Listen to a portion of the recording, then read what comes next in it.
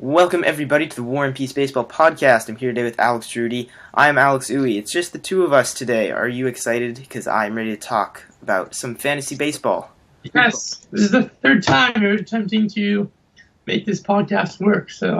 You see, the trick is you don't tell people that, but we're going to be excited about it nonetheless, like it's the first time. It's going to work because we're admitting to defeat beforehand. I don't think that's how it works, but I think it is time to get started with our podcast today. So I just wanted to get started by talking about the All-Star Game, which is going to happen, in a couple weeks.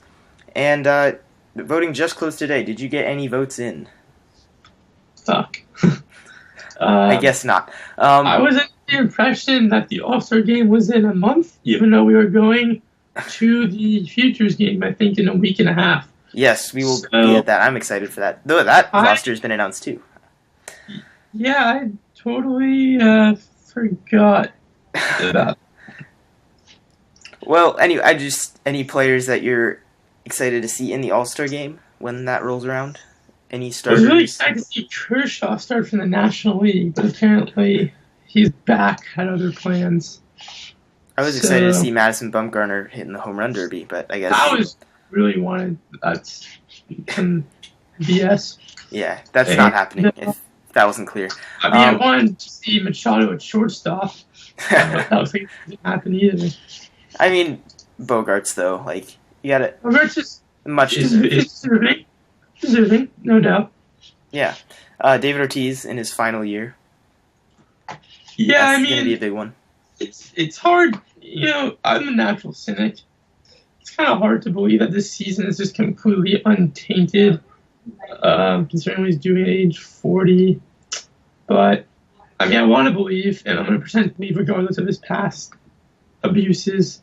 And it's great to see such a great player and such a great baseball icon. Yeah. Personality. Riding out his last year at his best. Yeah, it's true. It's going to be weird when he's gone, but, hopefully the Red Sox can put together a nice stretch run, and they have quite a few All-Stars represented. It's basically the Red Sox versus the Cubs. Did they already announce who made the team? No, though that will be announced Tuesday, but a lot of the roster, a lot of them pretty much locked in just because of how big of a lead they had. Would you mind giving me a quick rundown of who the guys who are in? Yeah, let me pull it up exactly so I don't make any mistakes. But for the American League, I know their infield is Hosmer, Bogarts at short. They have Machado at third, and there's a second baseman again, Altuve, of course. Yeah. So and then their outfield was Trout, Betts, and Jackie Bradley Jr. at the most recent one, but the outfield was a little more up for grabs after Trout there. So that could be a number of things. I really want to see Mark Trumbo, actually. That would be a good one to see. Yeah, I know. Yes, I would be very okay with the Trout, Betts, and Trumbo outfield. Oh, God. That is loud. Hold on a second. Okay, for sure.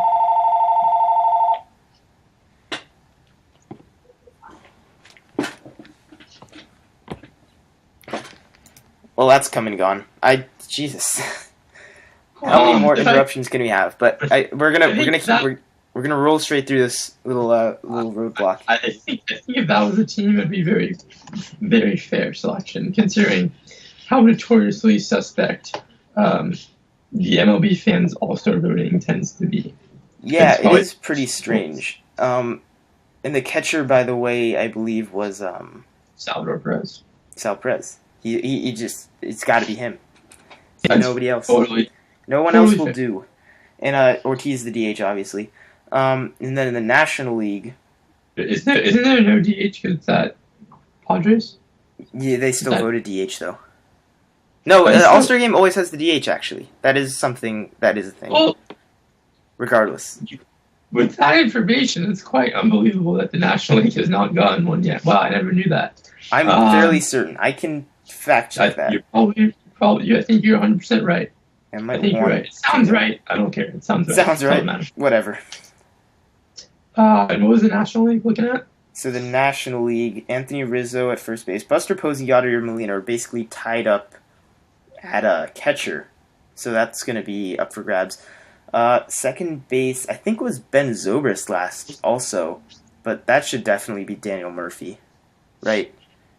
Yeah, no doubt. I think he was making a big push, so it might be him.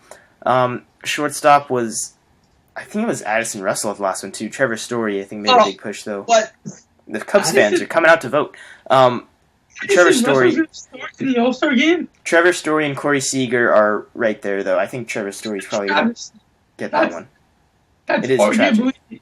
That is, and I love Addison Russell. That's Infante bad. No, it's not. I take that back. It's not that bad. No, it is. It's almost that bad. No, it's not. Infante was way worse than Russell. It's reminiscent. It's reminiscent. That is true. And then third base was Arenado. Totally it should be. I can't remember if it was though. No, it was. It's Bryant. It's Bryant. It's not Arenado. That's also fine.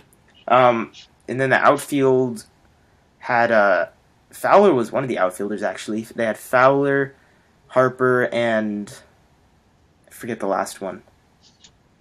I can't find it here. It might have been. I have no idea, but very heavily represented by the Cubs and Red Sox. Maybe it's a sign of things to come for October. It pains me to say this, but Harper really doesn't deserve to start in the All-Star game this year. As much as he's one of those guys, though, that I feel like just has to start. You know, like you can't have the All-Star game without Harper. I mean, he's still doing great. Like, let's not take that away from him. Like, just because he's not Bryce Harper good doesn't mean he's not a great player. Like, his on-base percentage is still insane. Still has, like, pretty decent power numbers and production numbers on that team. So, I don't know. Not a lot to complain about there. There's some guys that you'd like to see in there, but you just have no idea. Yeah, so what the heck? The call is having problems.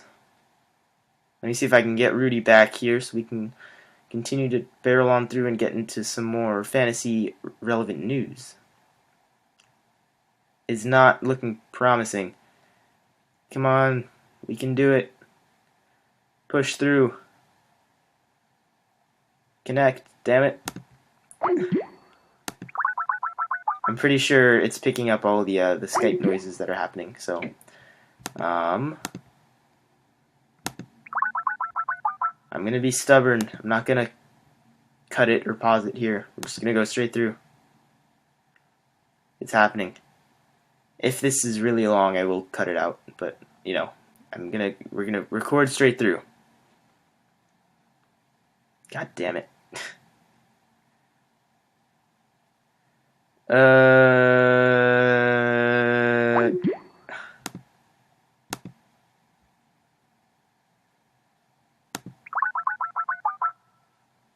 Why you no work?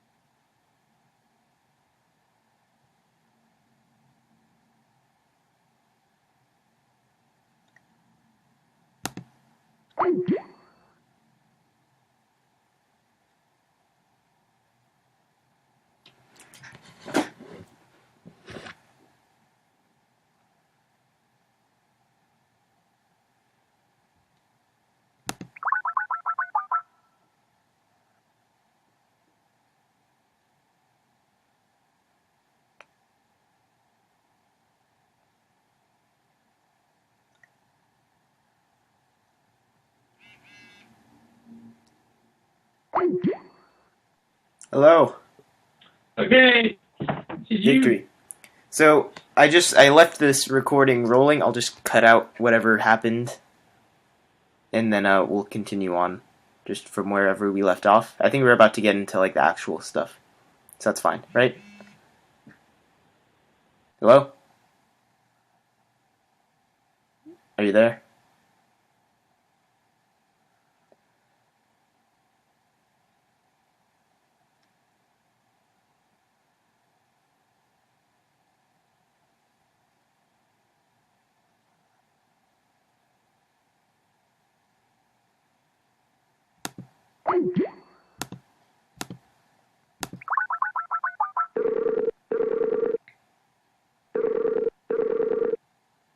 Hello?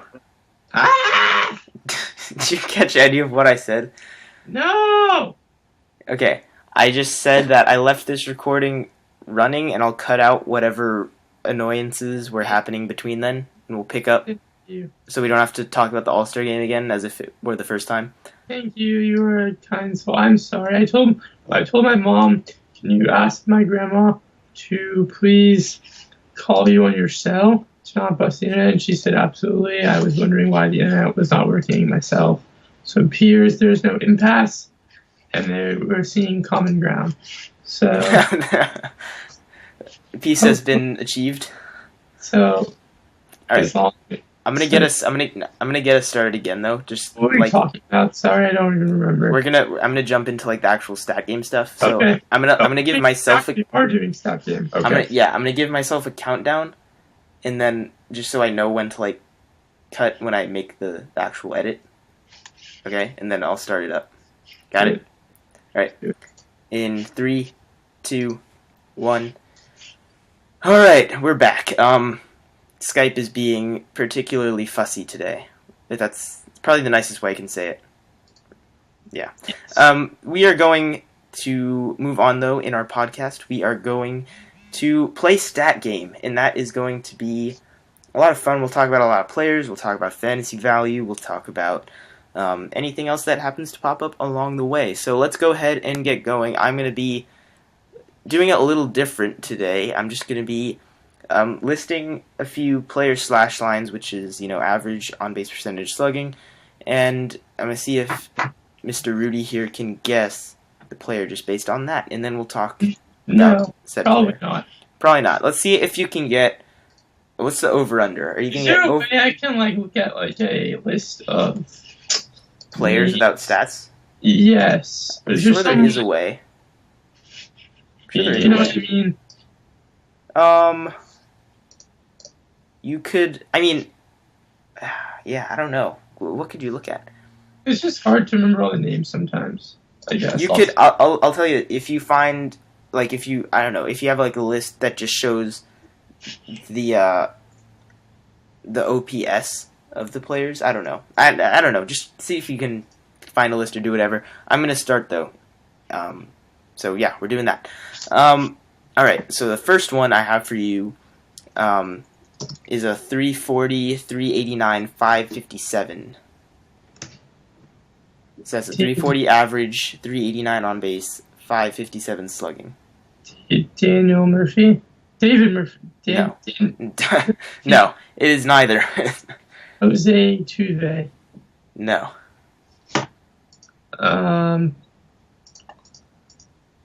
Okay, can I do this? Can I look at the leading fantasy points people in our fantasy league?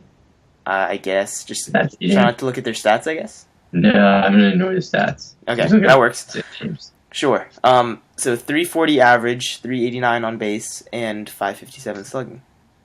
Yeah. Will Myers. No. Ian Desmond. Nope. He is a Xander Bogaerts. nope. He is Gregory Blanco. he is a teammate of the first player you mentioned. So he's a national. Mm.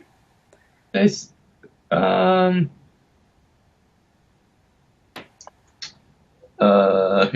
I the mentioned him. I mentioned him earlier. Wilson Ramos? Yes, Wilson Ramos, the surprise MVP caliber catcher. Jesus Christ, he's hitting 340 on the year with 12 homers and a 557 slugging percentage and a 947 OPS. That is valuable. If you have him at catcher, I think you have to consider him probably the second best catcher in fantasy, right? Behind Posey? I mean, obviously his numbers so far have been better. Not the best. I mean, more so going forward. Like, he is the catcher to have. You know, he was always a guy who everyone knew was above average offensively as long as he was healthy, but no one could have predicted this level of. Yeah, apparently he had greatness. he had his vision corrected. He had corrective surgery or whatever. I don't know if it was. Sometimes that's all it takes. Sometimes, yeah, just enough of a Being change. able to see is sometimes a helpful change in your plate approach, but I mean, it obviously doesn't work for everyone. Nah, I mean, it seems to work though in this case. Yeah. So some of the other guys you mentioned are definitely atop this list in terms of batting average. So I'll move a little bit into lower territory. Like you mentioned, Jose Altuve, Daniel Murphy, and Xander Bogaerts, who are just on a different planet right now, all with higher batting averages than 340. And Altuve's at 357. It's unbelievable. Is Altuve, I don't know. He's definitely top 5, but, he's climbing to the top for me. He's slowly climbing his way to the tippy top of just overall. Not there yet, but for me, he's very close to being the best. You know, it's interesting. He is, by all accounts, he should be in the running to be best player in baseball. But something holds me back, and I think a lot of people back in general, that I can't really put my finger on. I think it's just hard to imagine someone so diminutive in size being this incredible, and you don't necessarily associate someone who looks like Altuve being arguably the best player in baseball. It's kind of a Curry thing. Even though Curry they did win 2 MVPs, but people kind of mention he does not look like it, Yeah. So he's not the physical specimen. Yeah, exactly. Trout and Harper are they look like they should be the best player in baseball, Yep. Well, he's definitely on pace to do a lot more than he's ever done in his career, and he keeps getting better. He was amazing last year. He's adding more power. He's just unbelievable. Let's find some more stat lines to give here, though. I will go with this one here: 329, 375, 584 slugging percentage. 329, 5. What was the slugging percentage one more time? 584. And I didn't mention this guy earlier. No, he's got a 959 OPS. Wow. Ooh, I will give you the over 30. I will give you that he is over 30. David Ortiz? No, it's unbelievably even higher. Adrian Beltre? No. Actually, I say over 30. He's actually 30 exactly.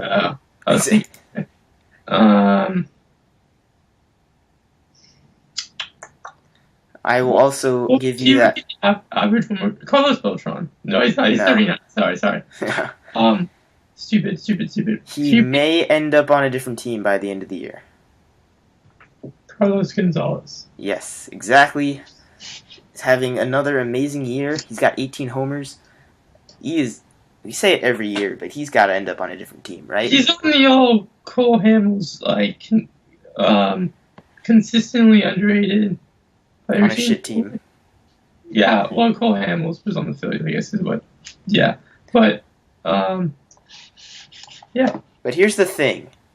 Carlos Gonzalez, if he does get traded, what happens to his fantasy value? Because he is definitely feeling the Coors Field bump right now.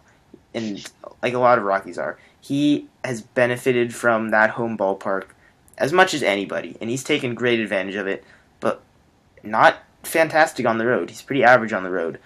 What do you do with Carlos Gonzalez? If you are really convinced that he is going to be traded in real life, do you have to unload him? Are you trying to trade Carlos Gonzalez right now?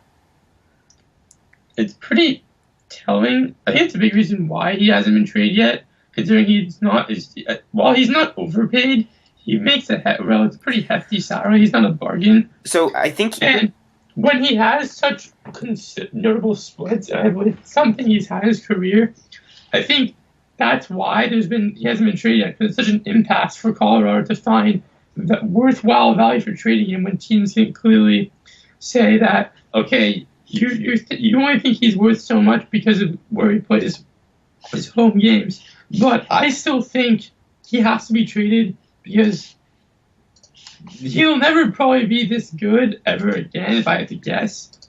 And, like, you're not going to be good for a long time, I hate to tell you, fans of the Rockies. And there are several teams that could use another bat that are contending, such as the Cleveland Indians, for example, in the outfield, amongst other possible teams. I think, yeah, trade him.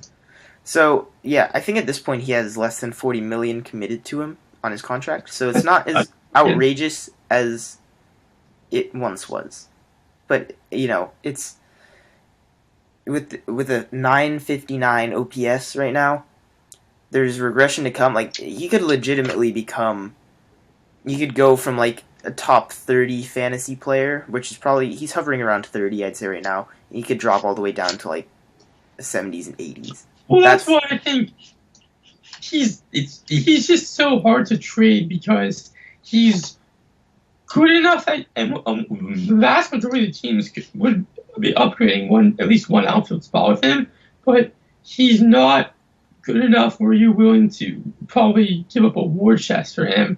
But yet the Rockies, have to make the trade worthwhile for giving up their best player. So it's tough. I think that's why he hasn't been traded yet, to be honest. It's because it's very tough to gouge his exact fair value in a trade, in my opinion. So, from a fantasy perspective, though, are you selling Carlos Gonzalez? Yeah, 100%. Unless I'm in, like, first or second place. Even then, like, what happens when... Well, it depends what you get. If you're getting... I mean, I wouldn't, like, have to sell, like... get rid of him as quickly as possible. If he's not going to keep this up kind of sell, like, you need to unload him on his hot streak kind of guy. But I think if you can find the right deal that you think helps your team, absolutely go for it. There's no reason to not. Mm-hmm. All right. Let's see. Let's bring up another fantasy hitter now, shall we? No. No, we're not. You're like, no. I'm done. I'm over it. All right. Here's a good one. So, 300 average, 401 on base, 524 slugging. 300, 400, 500 guy. 300, 400, 500. There's not a lot of those. I feel like all of these guys are hitting, like, comparable numbers. So, yeah, I will. Sorry? I was just going to say, there are currently 3 players that have a 300, 400, 500. Well, I'm right stupid, now. Yes. I minimum, you're saying? Yeah. What do you mean? Yeah, like, they're in that range.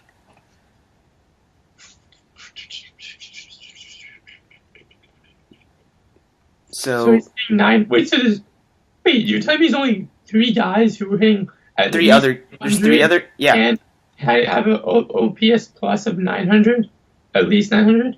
No, I'm not saying that. I'm saying there's only three other Oh, guys that have exactly. 300 batting average, 400 on base at least 500 slugging. So then, So the OPS could be boosted like this if the slugging percentage is super high. It's obviously didn't gonna be high. Salas just have those though? This who?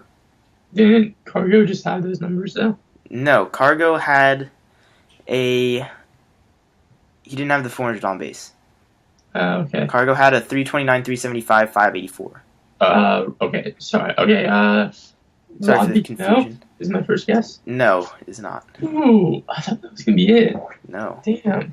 He is one of the most weirdly rated players in the last 5 years, I'd say. The expectations. All over the place rated player. Yes, and just in terms of expectations, he's been a very steady player. Expectations have been seemingly always below expectations. I'm not gonna lie. Considering the guy always had a kind of a lazy reputation because of just how he plays, regardless if that's deserved or not. I would say it's not deserved, but he just kind of looks like he's not playing ever at full speed.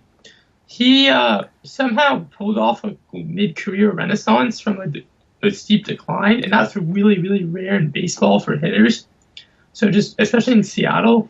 So I think he's just comfortable now. He's just swinging it. The free swinging Robbie Cano. Anyway, let's get back to this guy. Yeah, so, Miguel Cabrera. No. So Ryan. I will give you a couple things. He's a National League player, and he has consistently been underrated. Anthony Rizzo. No. Matt Carpenter. No. Penis. Surprisingly, both Rizzo and Carpenter do not fit the 300, 400, 500 right now. Paul Goldschmidt. No, he's not underrated. It's a little even. He's not rated in this tier, I would say, by most people. Let me kind of just stop saying names and just kind of maybe use some more. I'll keep throwing clues out there. Okay. I'll give you a hint. He's not the home run hitter we want him to be. I feel really stupid, to be honest. I'm not getting this one as easily as the others. He's not the home run hitter we want him to be. He's not the home run. He's in the National League? Yes. Ooh. But he's slugging really high, even though he's not the home run hitter we want him to be. Okay, yes. I heard it. I heard he's not the home run hitter we want him to be. They're not the droids you're looking for.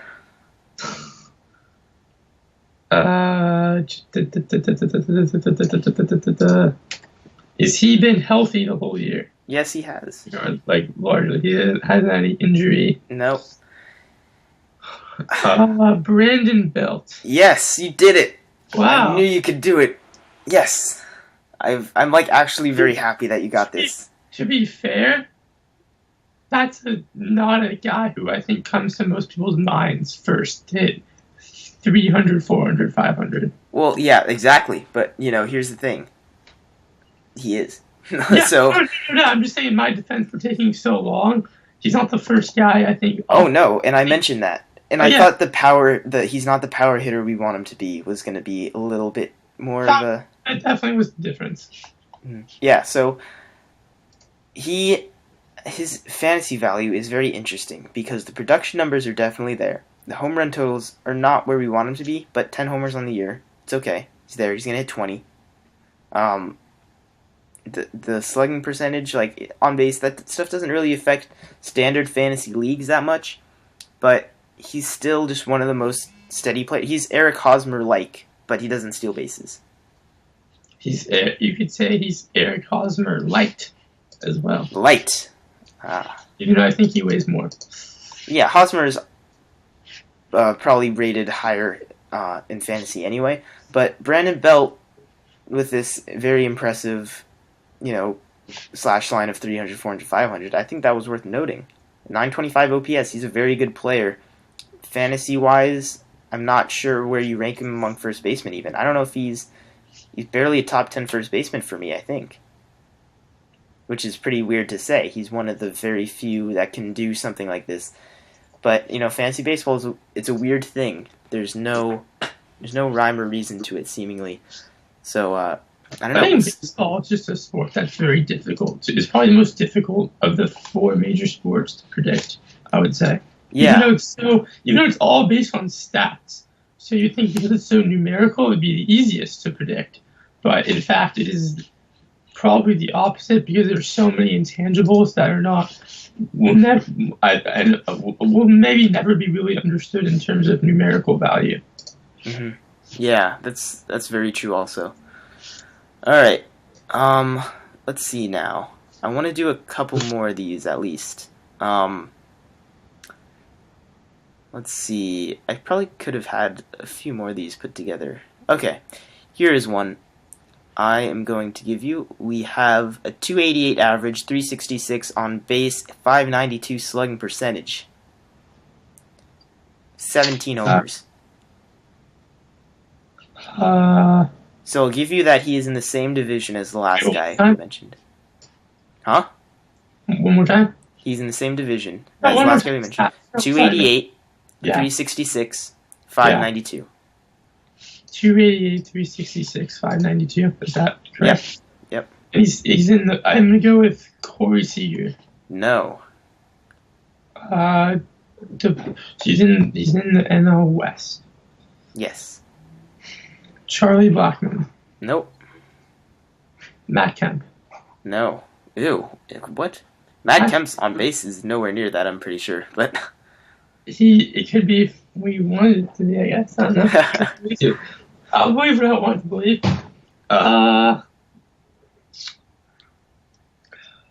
In the NL West, and he's putting up those very, very Buster Posey. I feel like it can't he's be a little bit sheepish. That's not. That confuses me. I don't know what that means. He's a little bit sheepish. That brings me. I don't know how you know him that well. It's Segura. a pun. It's a pun. Gene Segura? No. It's in reference to his name. Jake Lamb. Yes, you did it. You get it? No? Yep. You like my joke? No? Yeah, I saw Jake Lamb and I knew it. You knew it right away. It hit me right in the face like a truck. Well, it was a good clue then. That's the best clues, hit you in the face like a truck. I thought it meant his personality. I was like, how did you know that he's sheepish on a personality level? It was just so... Maybe he is. I don't know. So confused. Yeah, Jake Lamb is putting together quite a season. An all-star caliber season, you could say, with 17 homers, 288 average, 366 on base, 592 slugging. That is quite a year. And third base is one of the strongest positions in baseball, clearly. Where does he rank among third basemen, would you say? I'll give you, if you need, I'll give you some over-unders. I would rank him just outside the top 10. Outside the top 10. Do you have Evan Longoria above him? No. Do you Not have... this year. Wait, let me see how they're tied.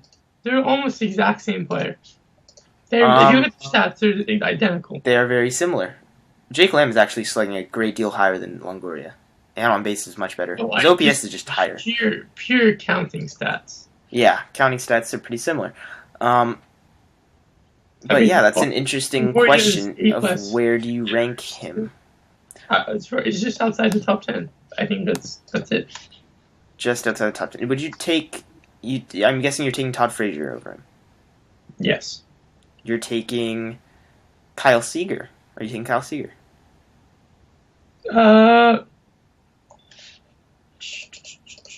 Maybe... No. I personally wouldn't, but you could talk me into it easily, because Kyle Seager's a beast. I mean, maybe not the second.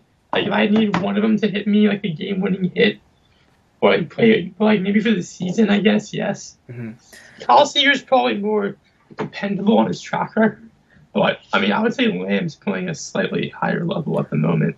I would I have to say he's in my top 10 because You would put I have so here Arenado, Donaldson, Bryant, Machado. Do we consider Carpenter or Daniel Murphy? Carpenter's third base, yes. Is Daniel Murphy a third baseman? Yeah, give it. I just give. Yeah, I would throw him. Is his eligibility? His eligibility. Todd Frazier, Beltre. So that's how many Would ones? you take Beltre over him? 4, 5, 6, 7, 8. You take Beltre over Jake Lamb? I think Actually, no. I changed my mind. He's definitely my top 10. I did. He's hovering around like 8, maybe. He's between 8 and 12, I think, depending on who you are. Because it's not him, Castellanos, Longoria, Seager, Beltre are all kind of the second tier third baseman after the big guys. Quite a big first tier. It's a very impressive tier there. Donaldson, Bryant, Machado, Carpenter. Oh, yeah, certainly. But Carpenter, you can even argue. So third base is the position. Eduardo Nunez is maybe even in that second tier. Yeah, Danny Valencia is very good. Somehow has 18 stolen bases. Yeah, Danny Valencia is a monster. I'm a big Danny Valencia guy. Yeah, so am I. I think he strikes out a ton, though. He does, but so do so many other players. I think if you're in Roto, he's a lot better than if you're in, like... Yeah, certainly. He actually doesn't strike out that much. He only struck out 47 times on the year in 222 at-bats. It's not that crazy. It's destroying his value in our keeper league. So I think he's 11 errors. Maybe it's that. That might do it. Yeah, so that's an interesting conversation, though. One of the deeper positions. Still a lot of good things to talk about there. Let's see. How about we do 2 more of these? Does that sound good? And then we'll wrap it up after that. Alrighty. Actually, you know what? I've not been giving my pitchers any love. We're gonna do some pitchers now. Are you ready? I'm excited. You are excited. All right. So this guy has a 2.46 ERA, .89 WHIP, and 99 strikeouts. Johnny Cueto. No.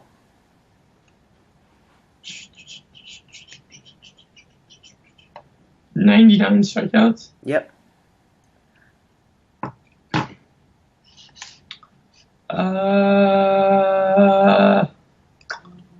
Julio Teheran. You did it on the second try. Great job. He is having quite a year. He's back to what we thought he'd be. Is that fair to say? Yeah. 3 wins, though. Horrendous team. Horrendous team, 3 wins with these kind of numbers, but you have to have them. He's not going to have a .89 whip on the season, but if his whip is around like it's less than 1.1, that's a great year. His ERA is probably going to be around 2.6, 2.7. Like, this is a top 15 starting pitcher, maybe? Yeah. I'd maybe have him at 15, yeah. There's a lot of good names pitching this year, and Julio Teheran has made himself one of them on Atlanta. He's not Shelby Miller, by the way. He's not going to regress like Shelby Miller. Because Miller did not have this dominant of a whip. Miller was still kind of like living on the edge even when he was pretty good with the Braves. But, Teheran has clearly shown a better skill set than Miller so far. Hopefully I didn't just jinx him, but that's my take on him. What do you think the Braves are going to do? Like, even when they're ready to contend, like, what is their pitching even going to look like? Like, Julio Teheran, then what? They have Matt Whistler, who's, like, decent, but he's not, like, top guy. He's, like, an innings back of the rotation year. Yeah, and a good one, but just not a top guy. So, they don't have a lot of options, really. We'll see what they do. I know they have time to they have all up a little bit more. World, I guess, in their new stadium that they're getting for no reason. Yeah. Well, there's not a great reason for it. I don't think it's going to be a disaster, but I don't think there's a reason for it. Yeah, so let's do maybe 1 or 2 other pitchers here. That was very quick. I'm proud of you. All right, here we go. 2.86 ERA, 1.17 WHIP, and 58 strikeouts. Stephen Wright. Nope. Marco Estrada. Nope. Pomeranz. Nope. Rourke. Nope. Kobulus. No. Tomlin. He's one of everybody's favorite players. Tomlin. No. He's one of my favorite players. He's one of everybody's favorite players. That's gonna be so obvious when I name the guy, but right now it confuses me incredibly. Bartolo Colon. Yes. See, that was a good clue. Excellent. I think that was a perfectly executed clue. He is, yet again, extremely underrated. 2.6 and 2.86 ERA. Yeah, incredible. Like, the whip is always going to be there, like, around there. It's a pretty good whip. The wins, they fluctuate based on how the Mets do.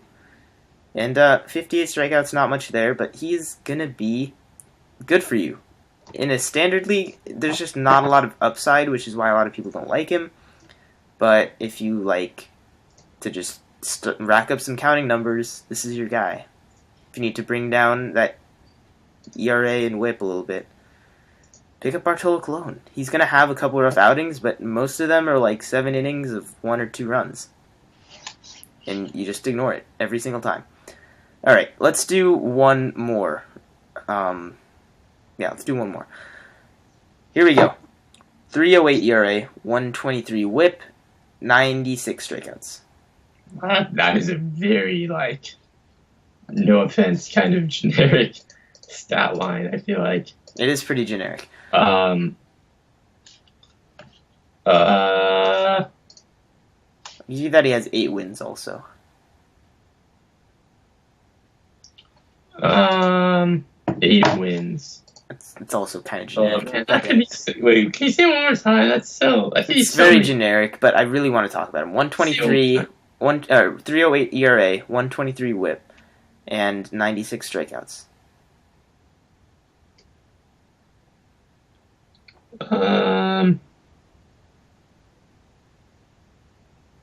He is. Let's see. How do I describe this? I guess he's in the AL East. I'll give you that. Okay, that does help things quite a bit. Rick Porcello. Nope. Ooh, I thought that was the one. Aaron Sanchez. Yep, you got it. Aaron Sanchez, Mr. Starter for now.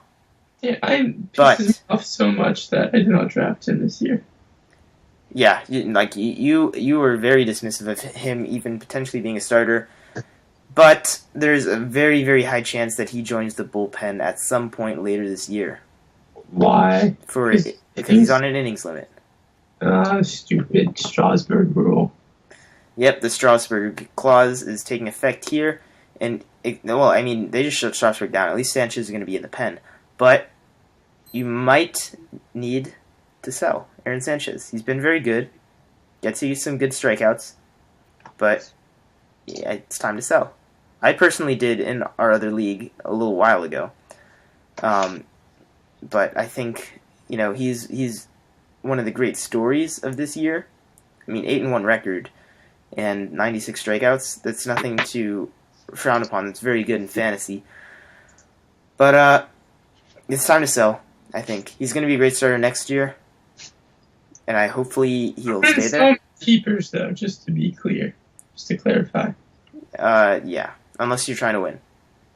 But, I don't know. He's not he's not... I don't know. He is a top prospect, but I don't know how much better he gets than what he is right now. And right now he's very good. But does he get better than this next year? Does he get better than a 3.08 ERA? Do you know how old he is? He's pretty young. He's young enough where he can... He's great stuff. He could... I don't think it's... he's already so good, so... The thing is, he doesn't... the strikeouts are there. But the walks are also, they're there. He's not going to be a dominant guy in the zone because he has, that kind of stuff. And, maybe there's a rare situation where he makes that leap. But right now, I think you have to expect he's going to go out there and strike out a lot of batters and, have a whip that's not under 1. at any point in his career, or around like he's a 1-2-3 whip. It's pretty good. I will take that any day. But I don't know how much more there is beyond that, if that's fair. Yeah. So I think that's a pretty decent place to wrap up our little fantasy podcast. We talked about quite a few players. There's plenty that we didn't talk about, and there's plenty that obviously will need to be speculated on going forward. But I am planning on compiling a new fantasy rankings by the All-Star break. So hopefully that will be ready in time for the All-Star game is my rough deadline. But I'm going to have fun with that because I haven't done anything since I made my preseason rankings. And I'm sure there's so much that has changed. It's going to be very, very different. It's going to be weird to look back at my rankings that I did before the season because there's going to be a lot that's wrong. Because it always is. There's always so much that's wrong. Just so far, who are your most surprising fantasy players? Who are your, based on draft? Jr. is one of them. For me, Yeah. I really never thought he would even be above average offensive player. I think the most obvious one is Jonathan VR, who was not even drafted by most people. Yeah. Murphy. Daniel Murphy, that's a good one too. Trumbo, you cannot deny Trumbo. Mark Trumbo, of course. Will Myers. Robert Duvall. Robert? His first name? Adam. Adam. At least Will Myers was supposed to be this good. Yeah, but nobody drafted. The longest path to get here. He was very quickly dismissed this season. At least, what's his name? Gregory Polanco. Pretty surprising for me, personally. Yeah, he was drafted though, pretty decently. Pitchers wise, Sanchez for one is good. I always thought he'd be a bullpen guy. I didn't think he'd. Yeah, Drew Pomeranz from the pitching side. Drew Pomeranz. Stephen Wright. Yeah, Stephen Wright was the number one pitcher. Paxton, if he keeps it up. Josh Tomlin. Paxton hasn't put the numbers up yet. I wouldn't say Paxton just because the numbers aren't there. Josh Tomlin, though. J.A. Happ has been quite excellent. Yeah. For some reason, it's hard to... before he got hurt, Rich Hill. And Rich Hill is another really good one. Without a doubt, Colby Lewis. Oh my god, Colby Lewis. Colby Lewis and Stephen Wright are the biggest ones for me. Yeah. There's a lot of interesting names here. Bartolo, even. He's always just underrated. So underrated. But I'll give a shout out to Kyle Hendricks. Yeah, fair. 2.76 ERA in a 1.05 WHIP. 83 strikeouts. Good year. Carlos Beltran, to be honest. Carlos Beltran, yeah, that's a really, really good one. Obviously there's the guys that like your rookies, your Trevor Stories and Aledmys Diaz. Marcelo Zuna is having a great comeback here. That is another good one. In the opposite direction, Giancarlo Stanton. Yeah. Horrendous. By the way, Ian Desmond. Yeah, Ian Desmond, no doubt. It's a really surprising year, to be honest, overall. That was a lot of guys. I will say I had Ian Desmond ranked in my top 100. Okay, but you have him in your top, 25. No, I didn't. Obviously not. But a lot of people did not have him near their top 100. That's... Just because you have shortstop eligibility, that might be an extreme reaction to not put him in your top 100. I don't know. It's close. If you actually looked at the players in that range, it's pretty close. Nick Castellanos also is very good this year. Anyway, yeah, Stanton has been disappointing. There's been a few disappointing players out there. Disappointing player in the league? I think so. He's gotta be. I can't think of anybody who's more disappointing right now. I was hyped for him to finally be healthy. A top 10 player that was basically Andrew McCutchen. Yeah, him for too. sure. I had him ranked in my top 10 very stupidly. That was not a good choice. Who else? Who else is not on par with what they should be doing? I don't know. It's hard to say. Probably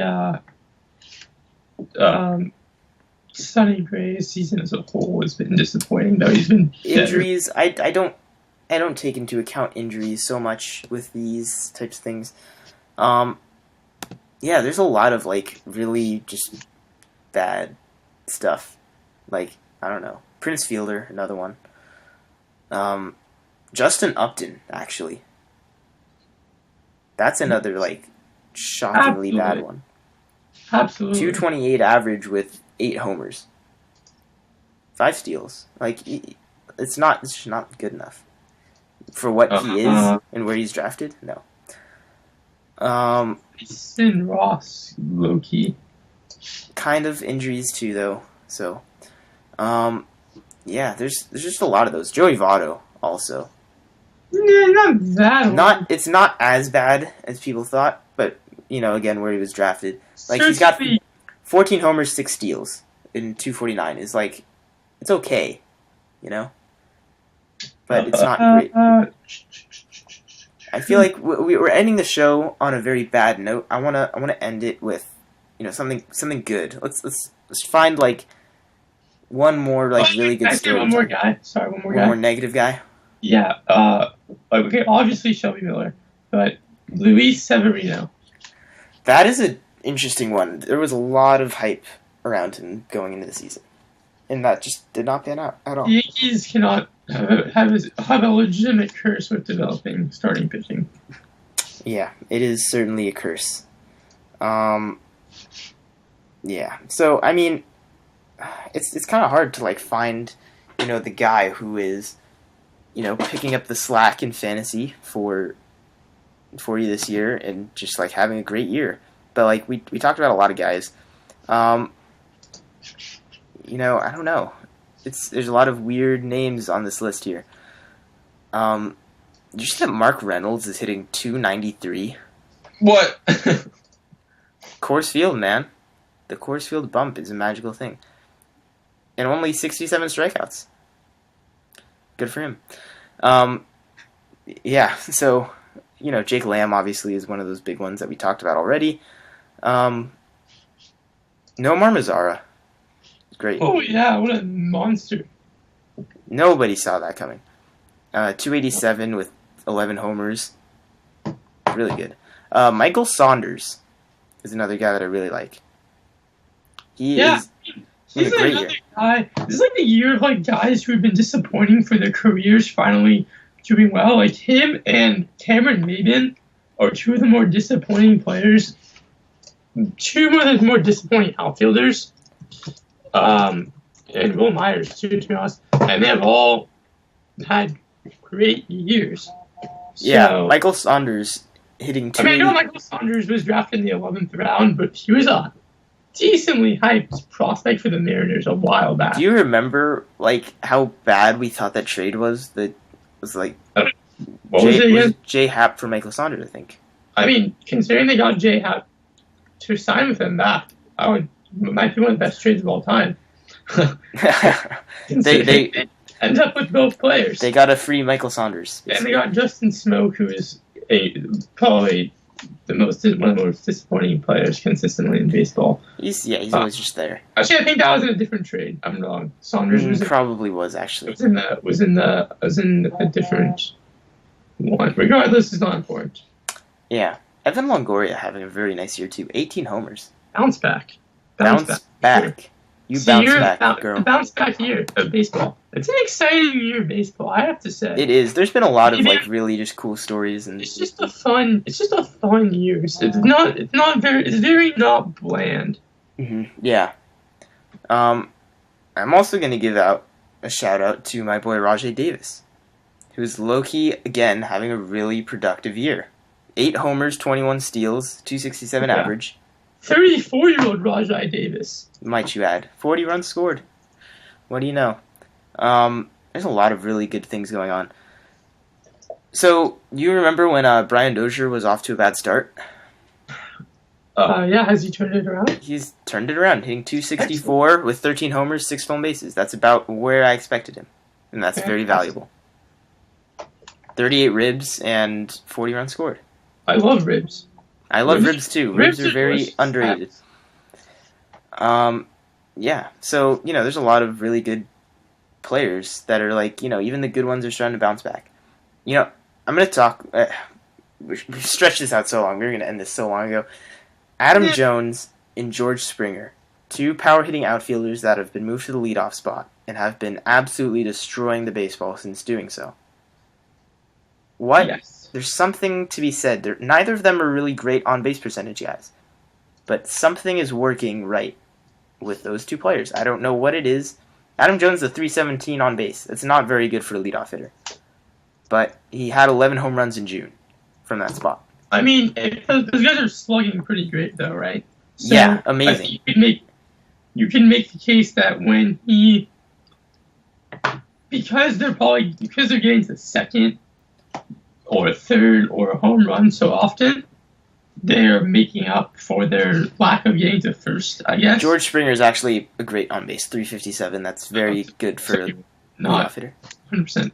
Okay, correct there. But yeah, no, it's it. I mean, baseball is sometimes baseball is probably the only sport where the term shaking things up is a legitimate strategy that consistently works. And I just want to say also, we kind of forgot to talk about this in our last podcast with Farbode, but I just remember it. I think it deserves mentioning. The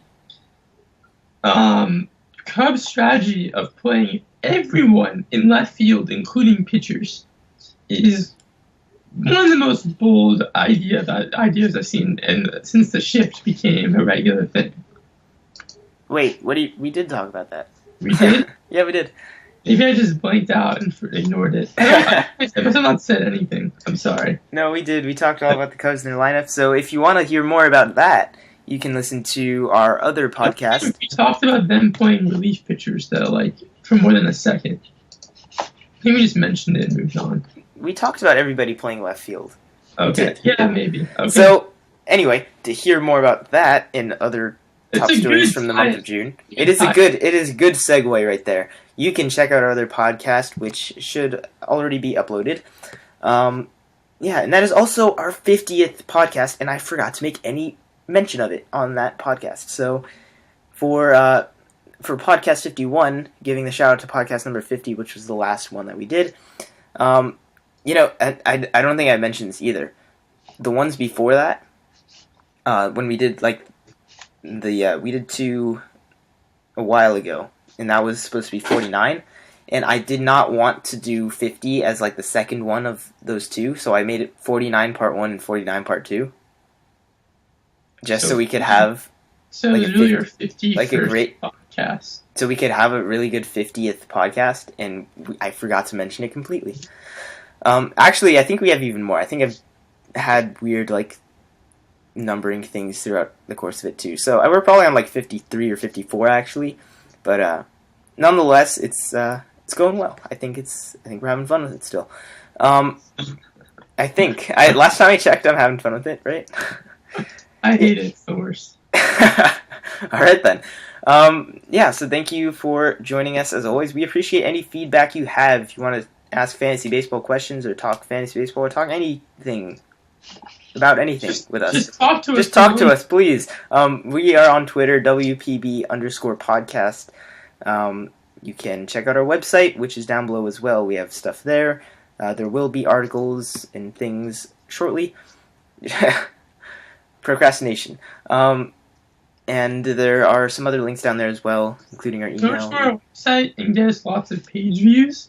Yes, I like page views. Also listen to our podcast, because then we can possibly, eventually, if we get enough of you, get ad revenue, and that will really convince us to write articles.